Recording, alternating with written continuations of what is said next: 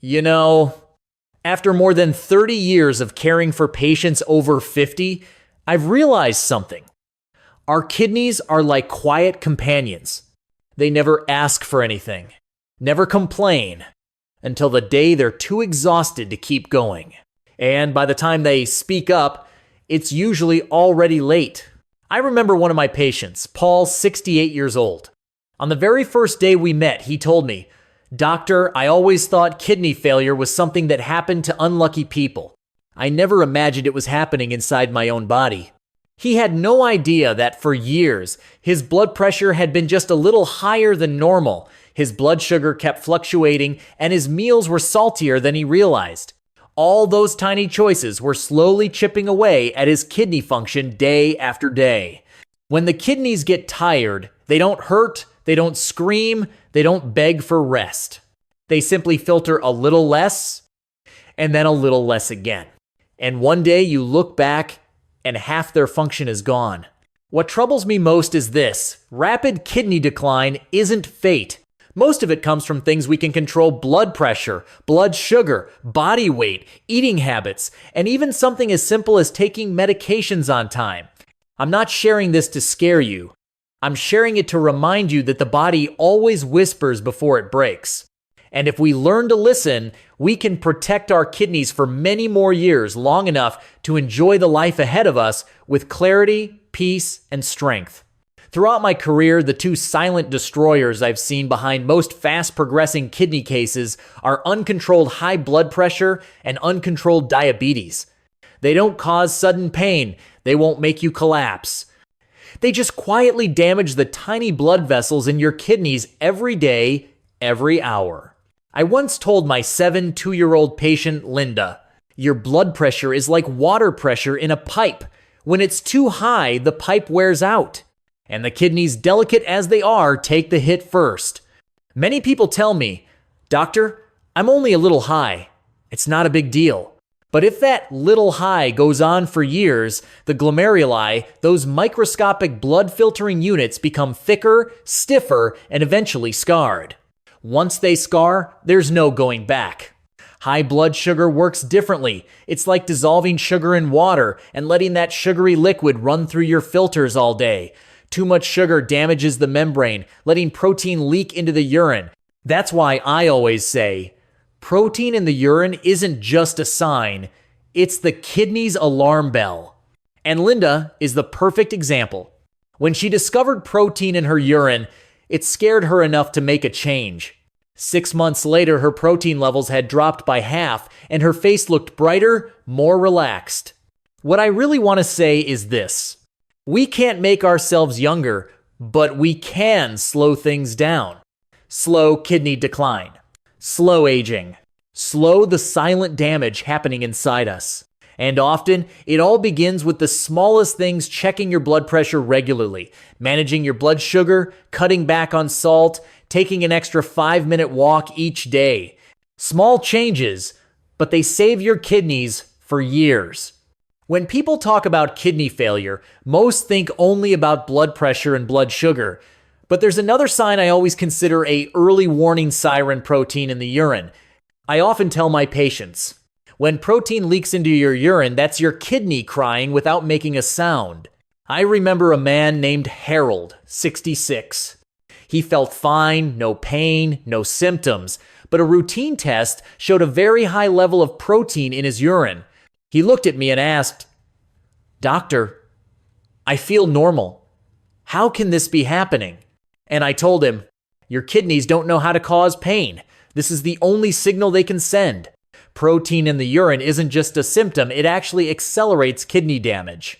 Every day that protein leaks through the filters, the glomeruli become more inflamed and scarred. But here's the good news.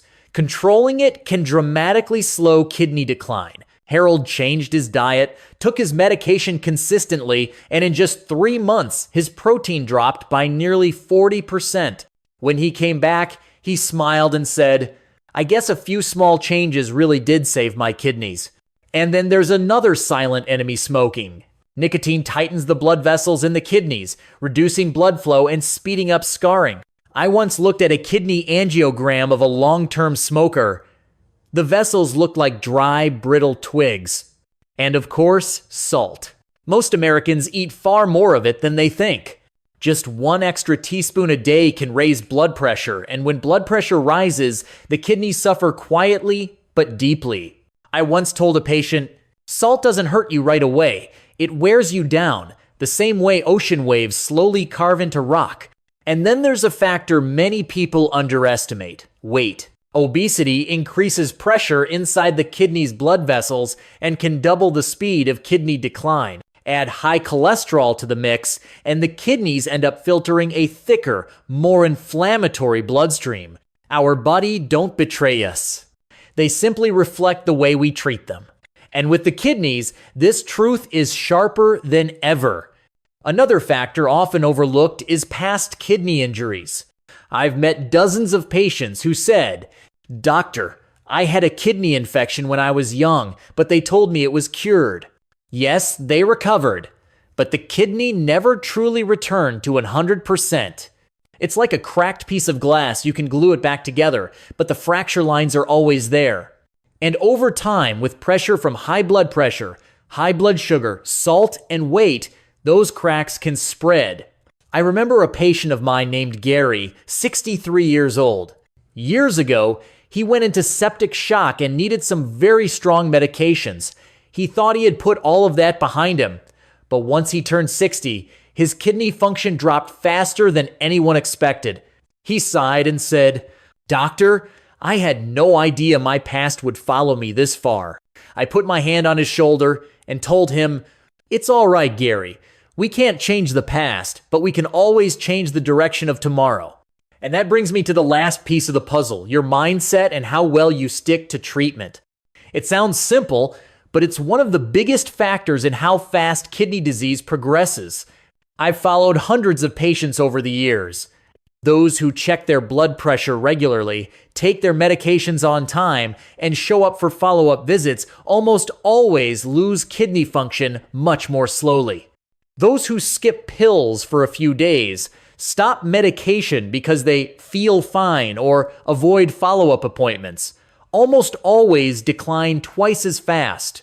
One of my patients, Martha, once told me honestly, "Doctor, I know I'm supposed to take my medicine every day, but sometimes I just get tired. I just want to give up."